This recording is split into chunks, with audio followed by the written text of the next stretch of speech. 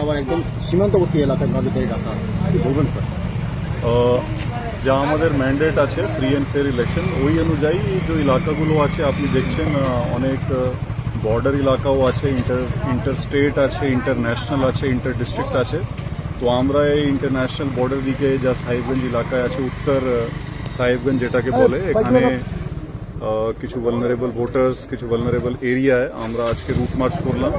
আশা করছি এই যে কনফিডেন্স বিল্ডিং মেজার আছে আমাদের ওসি সাহেবগঞ্জ আছেন, এসডিপিও দিনহাটা সাহেব আছেন, আর সিআরপিএফ ফোর্স আপনি দেখছেন খুব ভালোভাবে অ্যাক্টিভলি টহলদারি করছে। তো এই সব যা আমাদের কনফিডেন্স বিল্ডিং মেজার আছে, এটা সব আমরা এনশিওর করব for free and fair elections, এটাই আমাদের ম্যান্ডেট। এই ছাড়া একটা স্পেশাল টিমও আমি গঠিত করছি। That special team will ensure strict drive against anti-crime, illegal arms, illegal bombs. আজ থেকে এই টিমটা আমি গঠিত করছি। এটা একটা স্পেশাল টিম থাকবে, আর এইভাবে আমাদের কারবাইটা চলবে।